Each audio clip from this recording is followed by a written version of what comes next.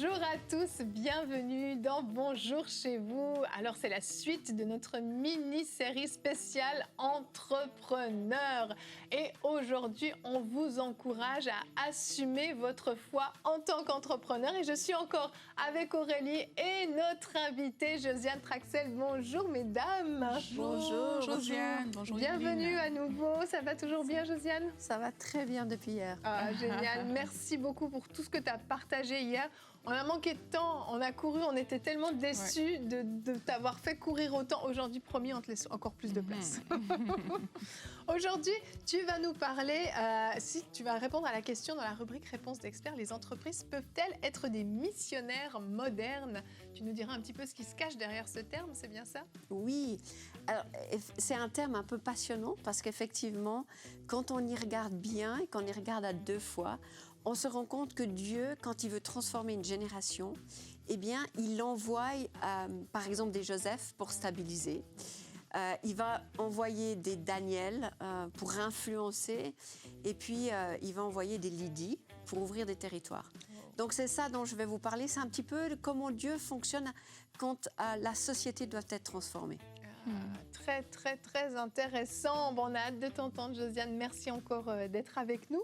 Aurélie, on va te laisser la parole. Oui. On va assumer notre foi.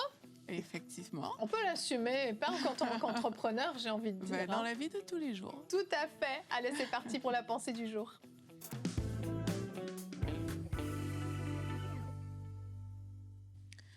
Alors que je pensais à ce thème sur l'entrepreneuriat, assumer sa foi en tant qu'entrepreneur, j'ai repensé à une scène qui s'est passée au tout début de ma vie chrétienne lorsque dans mon église, on avait organisé un séminaire sur les finances. Et lorsqu'on a organisé ce séminaire, il y avait des personnes qui étaient beaucoup plus âgées que moi, qui venaient, qui étaient dans des carrières professionnelles alors que moi, j'étais qu'une jeune étudiante. Et ils disaient qu'ils veulent devenir des entrepreneurs, ils veulent se repositionner au niveau des sociétés. Pourquoi? Parce que dans leur entreprise, il y avait des zones floues. Parfois, on leur demandait de faire des choses qui n'étaient pas vraies, qui n'étaient pas conformes à la parole de Dieu. Et plusieurs de ces personnes-là voulaient créer des entreprises pour amener des valeurs chrétiennes. Et moi, personnellement, ça m'a tellement marquée alors que j'étais étudiante et j'ai commencé à prier, à dire à Dieu, bon, Seigneur, ne me laisse pas entrer dans ce système-là, permets que je travaille directement pour toi, dans un système qui t'honore. C'est vrai, ça m'avait vraiment marqué. Et par la grâce de Dieu, juste après mes études, j'ai commencé à travailler à EMCI. Mais c'est vraiment lors de ce séminaire que mon attention avait été attirée au niveau du monde professionnel sur certaines valeurs. Il y a aussi une autre histoire comme ça qui m'avait aussi interpellée. C'est l'histoire d'un patron qui n'était même pas chrétien, forcément. Et il avait demandé à un employé de dire quelque chose qui n'était pas vrai. Et l'employé lui a dit, mais moi, mes valeurs ne me permettent pas de le faire, en fait, dans cette entreprise. Et plus tard, il s'est avéré que c'était un test. Et on a vu que cette personne-là, c'était vraiment quelqu'un à qui on pouvait faire confiance. Et cette personne a été promue par rapport au fait qu'il a défendu des valeurs de vérité dans cette entreprise-là. Et la personne, une fois de plus, le patron en question n'était même pas forcément un patron chrétien. Tout ça, c'est pour dire quoi? Tout ça, c'est pour dire que le monde a besoin de la lumière qui est en chacun de nous, plus que ce que le monde va le dire. Le monde ne va pas dire « j'ai besoin de ta lumière », mais même un patron qui est incroyant peut voir que tu dis la vérité et ça va l'attirer en fait. Et aujourd'hui, je crois qu'on peut manifester cette lumière-là à tous les niveaux, y compris dans les entreprises pour les personnes qui sont des entrepreneurs. Ton entreprise doit prêcher un message, même si tu ne parles pas, même si on ne t'entend rien dire.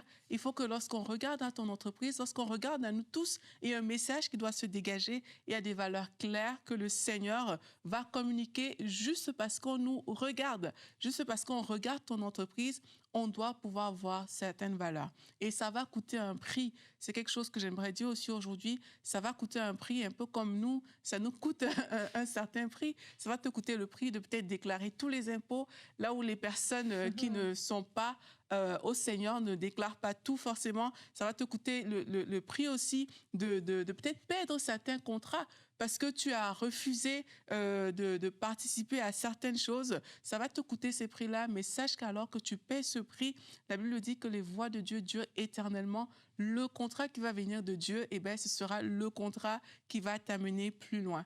Je pense à Joseph aussi. Joseph, il a marché dans l'intégrité malgré sa position d'esclave. Il aurait pu se compromettre à plusieurs reprises, comme la parole nous raconte par rapport à son histoire, mais rien n'a pu empêcher à Joseph de régner comme ministre en Égypte. Alors qu'il était parti de cette position, il aurait pu se compromettre. Il a gardé son intégrité. Toi aussi, là où tu es, tu peux garder ton intégrité et la porte que le Seigneur va ouvrir, va t'amener beaucoup plus loin que ces petits chemins qu'on prend souvent parce qu'on n'a pas ces valeurs chrétiennes du royaume qu'on met en place. Amen. Merci Aurélie. Et notre verset du jour va vraiment dans le sens de ce que tu partages. Le Proverbe 16 au verset 8 nous dit « Mieux vaut peu honnêtement gagner que de grands revenus acquis injustement ». Et en fait, on comprend que oui, les valeurs du royaume, elles sont transposables partout. C'est pas juste à l'Église que ces valeurs se manifestent. C'est pas juste quand on est entre chrétiens, mais dans le monde séculier, dans nos entreprises, lorsqu'on est dans des réunions d'affaires, des repas d'affaires, on n'oublie pas nos valeurs chrétiennes. Et en fait, j'ai même envie de dire, on laisse un témoignage derrière nous. Quel est le témoignage que tu laisses derrière toi, que ton entreprise laisse derrière toi lorsque tu as négocié, lorsque tu as travaillé avec des personnes, lorsque tu embauches des personnes, des prestataires et autres, lorsque tu négocies des contrats, quel témoignage laisses-tu derrière toi? C'est vraiment la question que je te pose aujourd'hui. Tricherie, manipulation ou justesse, honnêteté, franchise, tout ça, ce sont des qualités qui sont valables non seulement dans le royaume, mais également dans ton entreprise. Et on l'a dit hier, Josiane, on veut te laisser de la place, donc je te propose qu'on enchaîne tout de suite pour voir justement, est-ce que les entreprises peuvent être des missionnaires modernes dans la rubrique Réponse d'experts.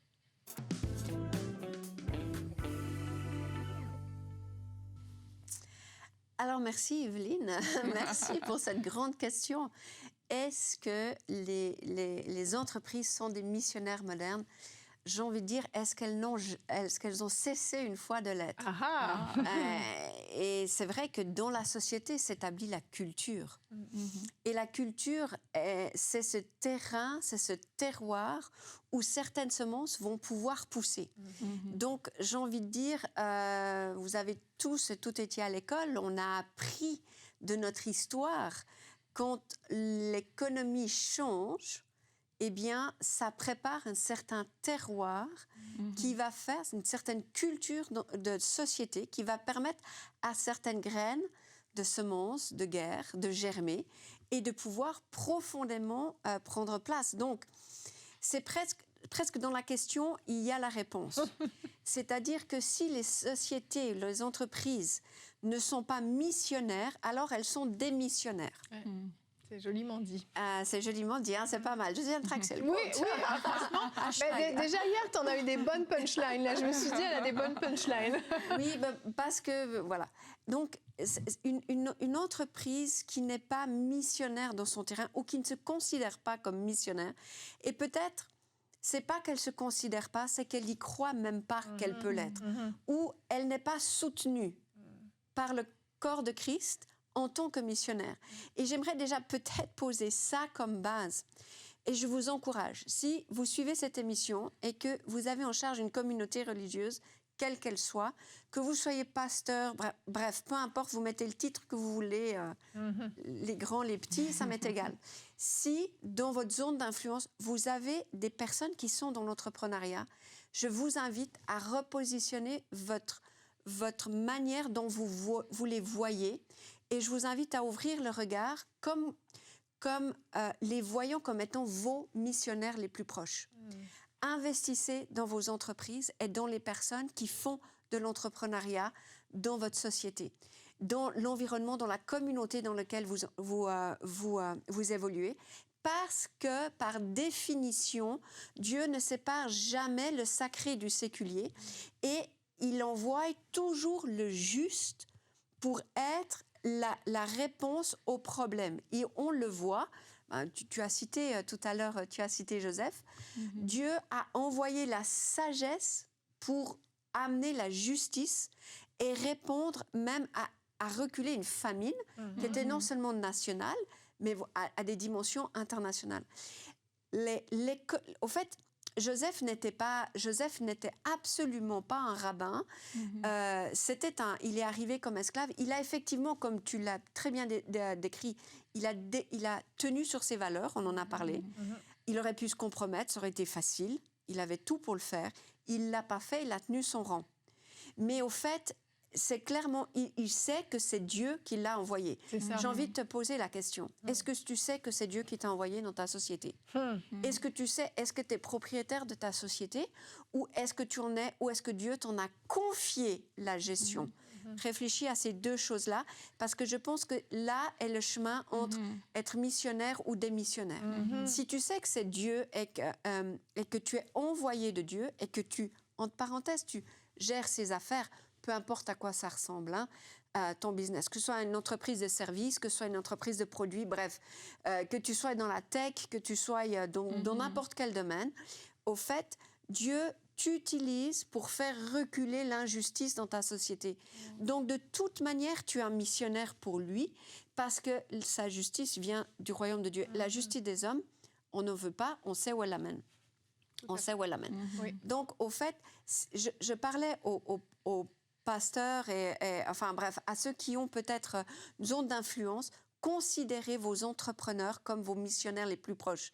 Et je vous pose la question, qu'est-ce que vous avez fait pour vos missionnaires qui étaient éloignés? Et qu'est-ce que vous faites aujourd'hui dans la communauté pour les entrepreneurs qui sont sous votre nez? Et si on comprend ce principe-là, eh bien, on donne la force et la puissance à l'entrepreneur qui fait reculer, on va dire, tout ce qui est perverti dans la société. Parce que si l'entrepreneur sent qu'il est vraiment cette commission de Dieu pour changer la société et qu'il est soutenu par sa communauté, eh bien, il aura beaucoup, beaucoup plus d'impact et il osera aussi beaucoup plus sortir de son silence et de sa foi où, au fait, aujourd'hui, on ose seulement affirmer qu'on croit en Dieu quand on a du succès et qu'on pense que c'est le résultat au bilan de notre société qui va déterminer l'autorité qu'on va avoir. C'est vrai. Rien à voir. Si Dieu t'appelle à lever des personnes et à être un pilier pour que d'autres soient plus grands que toi, eh bien, peu importe si ta société elle arrive juste à zéro, si tu as levé les personnes, tu as accompli ce que Dieu t'a demandé, etc. Donc, je reviens juste un tout petit peu. La position, la croyance que tu peux être missionnaire est ton courage de faire... J'ai un peu lancé cette mode en Europe de faire son coming out. Et je vous encourage à le faire. Mais de manière très sage. Spirituel. Coming out spirituel. On précise. On précise. C'est vrai qu'il faut préciser les termes. Donc, coming out spirituel dans le sens où tu oses affirmer ta foi. Et des fois, tu es obligé de l'affirmer parce que tu es exposé dans des circonstances où tu sais très bien que tu ne vas pas passer cette ligne-là. Moi, j'ai envie de dire, est-ce que tu es prêt à le faire même si on ne te l'impose pas, même si ce n'est pas par pression, parce que tu dois justifier certaines valeurs, mais parce que rien que par égard pour celui qui est ton boss, comme on le disait hier, de dire, au fait, je me comporte d'une certaine manière, et ça te met une telle pression qu'en fait, tu dois t'aligner. Et ça répond à la deuxième question que les missionnaires modernes ont peut-être aujourd'hui. C'est est-ce que tu es vraiment aligné à la mission que Dieu t'a donnée ou t'a demandé, ou est-ce que tu fais ta propre petite mission à toi? Donc, est-ce que la question fait mal. Oui, la question, elle fait mal. Et c'est toutes ces questions qui laissent, au fait, des échappatoires à ce qu'on ne déclare pas la foi. Parce qu'il faut qu'on ait du succès aux yeux des hommes, mais le succès aux yeux des hommes n'a rien à voir avec le succès aux yeux de Dieu. Et si tu sais que tu es dans l'écosystème que Dieu t'a appelé à être, si tu sais que tu es envoyé de Dieu, tu es un mandaté de Dieu, et si tu as le soutien de ta communauté, de ton église, de ton pasteur, des intercesseurs de ta région, eh bien, tu seras beaucoup plus courageux parce que je sais le poids que tu es en train de porter, je sais la difficulté que c'est facile, enfin, je vais le dire d'une certaine manière, il y a des gens qui sont payés pour aller à l'église, hein? Et il y a des gens qui payent en travaillant toute la semaine pour que d'autres puissent aller à l'église et toi, tu y vas quand même. Et tu ne reçois pas forcément, tu payes pour la nourriture qui ne te nourrit pas. Donc ça, un challenge, hein, il y a une petite tension là, on va dire, c'est pas le sujet, mais j'ai envie de dire que si ton cœur il brûle pour Dieu et que tu sais que c'est lui ton patron, au final, que tu sais que tu es son fils, peu importe ce que tu fais, ton identité, elle est en lui. Et de cacher cette identité sous « il faut que je sois déjà », c'est juste mes œuvres vont parler de moi-même, eh bien, tu enlèves le ferment, tu enlèves la puissance de ton levain qui va faire que ta société, ton entreprise va changer les circonstances dans lesquelles elle est. Si Joseph était tombé, avait caché sa foi et ses valeurs, jamais il ne serait devenu l'économiste, jamais il serait venu ce gestionnaire. Il a fait un système. Donc Joseph, c'est un architecte économiste, clairement, mais vraiment. Et d'un empire païen. Alors peut-être tu es dans un empire païen, mais alléluia, ne viens surtout pas dans un empire chrétien. C'est pas mieux, ils peuvent s'occuper eux-mêmes de leurs affaires. Si tu es dans un empire païen, mais deviens l'architecte économique de cet empire. Et avec toutes tes forces et avec toutes tes convictions, et tu vas établir un système qui va s'élargir beaucoup plus loin et qui va, de ce fait, influencer clairement la société. Joseph était un chef de taxation. Bon, ça, on aime un peu moins, hein, mais il a mis en place un système. Étonnant, il a mis un système de taxes. Bon, donne à Dieu ce qui est à Dieu, à César ce qui est à César. Donne à Dieu ce qui est à Dieu. Et il a non seulement fait cette transformation qui a sauvé l'Égypte, mais toutes les nations environnantes.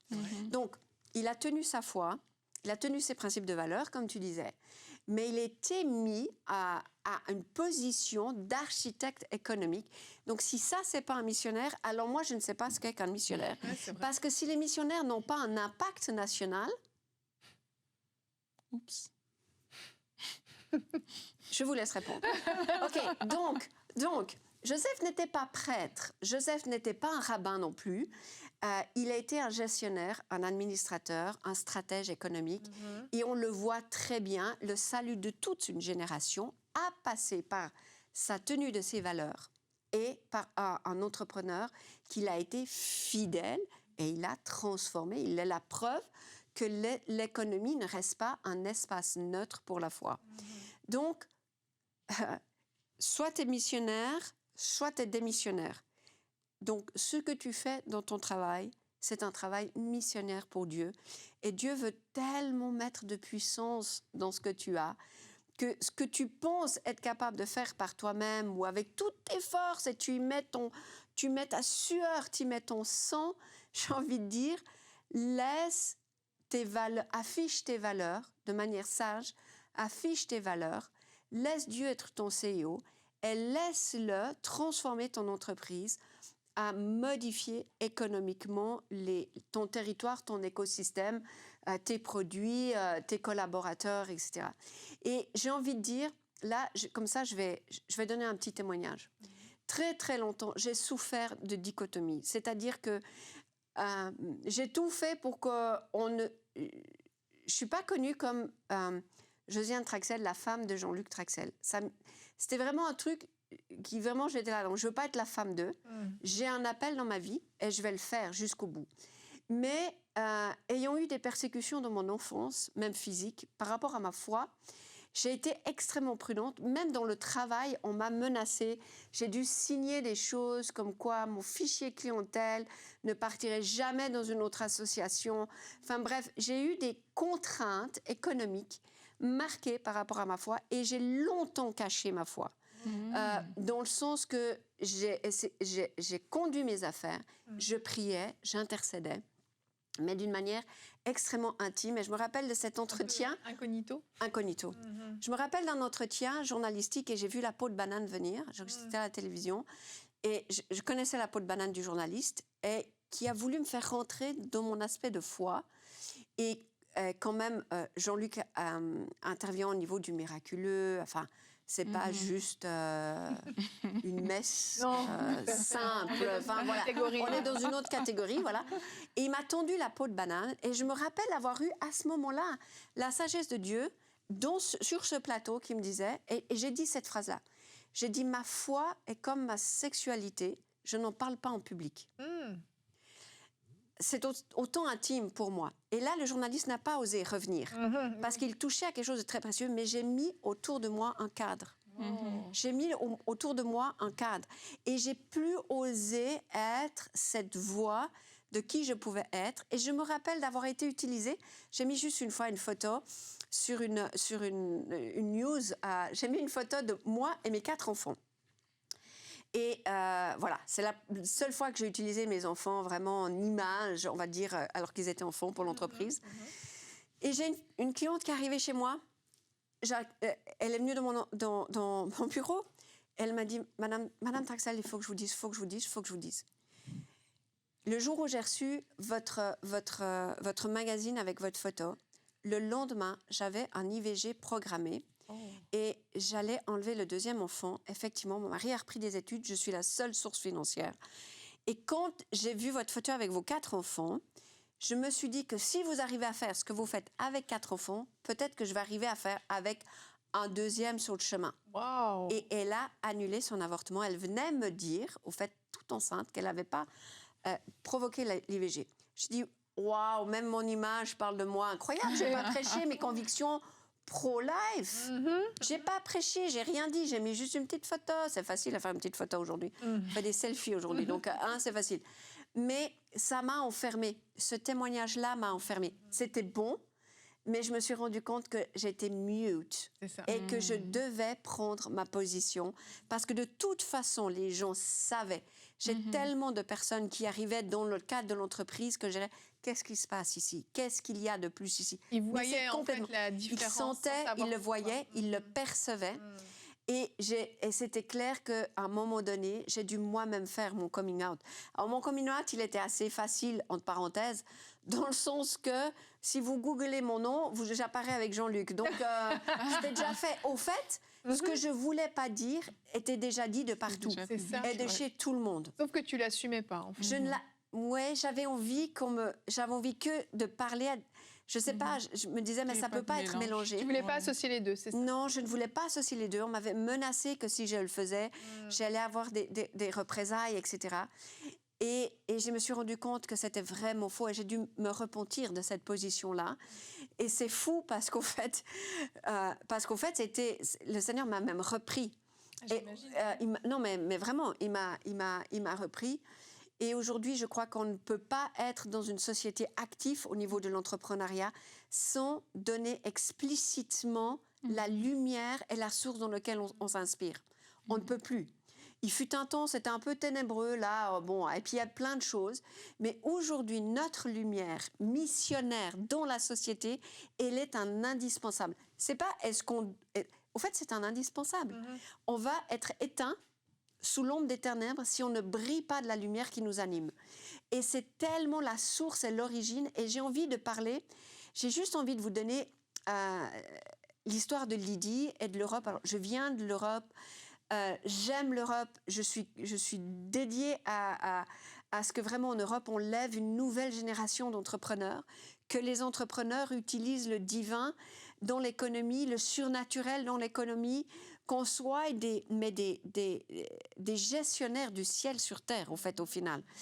Et j'ai juste envie de faire ce petit rapprochement avec Lydie qui est dans la Bible. Parce qu'au fait, Lydie, c'est vraiment celle qui a ouvert la porte de l'Évangile en Europe. Donc c'était cette femme d'affaires. Donc, elle était dans le luxe, elle était dans le textile. Donc, si vous êtes culpabilisé dans le luxe, déculpabilisez-vous. Si les autres ont un problème avec le luxe, il ne faut pas qu'ils se préparent à aller au ciel, parce qu'ils ont mieux de se préparer ici sur Terre que d'attendre le ciel. Autrement, ils vont avoir un trop grand choc culturel là-bas. Donc, c'était une femme dans le textile et dans le luxe. Elle était influente, elle était connectée et elle était installée à Philippes. Donc, c'est cette ville, c'est une cité romaine absolument stratégique. Et c'est chez elle qu'est né le premier foyer d'église en Europe. Si elle n'avait pas ouvert sa porte, si elle n'avait pas financé, l'Europe n'aurait pas été envahie par l'Évangile. Et on sait que l'Évangile est sorti de Jérusalem en Europe en premier. Et ça a passé catalysé par une femme qui était dans le textile de luxe. Donc, Lydie, elle n'était pas une pasteur, ok ? Lydie n'était pas une apôtre. Lydie était une entrepreneuse, une entrepreneur, ok? Et c'est là que Dieu l'utilise précisément. Et c'est une maison qui est ouverte, qui va ouvrir un continent à la mission de l'Évangile. Et Paul était aussi... Paul, c'est un homme absolument incroyable. Hein, c'est pas... Mais ce que je veux dire, c'est là qu'on voit aussi la connectivité. Vous êtes peut-être un entrepreneur, vous allez recevoir au travers de vos entreprises, au travers des gens qualifiés tout autant que Paul. Mais si vous ne leur ouvrez pas la porte, si vous n'ouvrez pas les finances, il n'y aura pas... Enfin, ils iront ailleurs. J'ai envie de dire ça comme ça. Hein. Il y aura d'autres voies. Donc Dieu, il confie complètement l'entrée du continent européen, non pas à un apôtre, non pas à un pasteur, mais à une entrepreneuse, à un entrepreneur.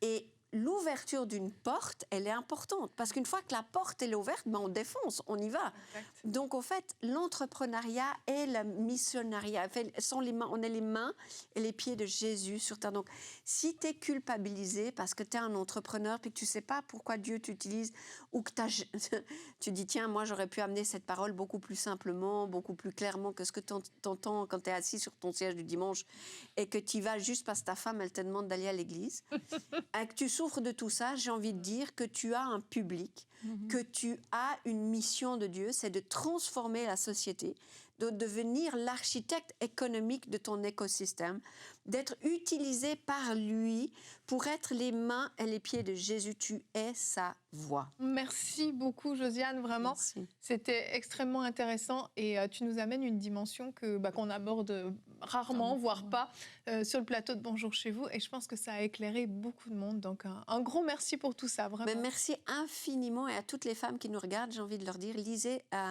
Proverbe 31, dites-moi la dernière fois quel dernier champ vous avez acheté et acquéri.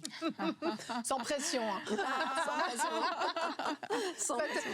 Moi, je pense qu'on en a une de Proverbe 31 là, à côté. Merci de nous challenger. Merci. Et demain, tu seras avec nous. On aura le privilège de t'avoir avec Jean-Luc. Demain, c'est la réunion. Alors, on a eu Jean-Luc mardi, on a eu Josiane mercredi, jeudi. Vendredi, on vous réunit pour une émission très spéciale autour de votre témoignage de vie. On va voir un tout petit bout, parce qu'on n'aura certainement pas le temps de tout faire, mais un petit bout de votre histoire, des choses que vous avez vécues, des décisions que vous avez prises. Et on va voir comment le Seigneur s'est manifesté puissamment dans votre vie. Donc, on vous donne rendez-vous demain. Ne manquez pas cette émission spéciale. Merci d'avoir été avec nous et bonjour chez vous.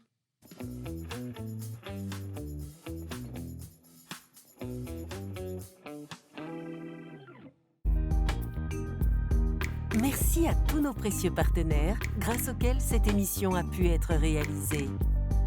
Vous aussi, rejoignez la grande famille des partenaires d'EMCI TV en faisant un don sur emcitv.com/don.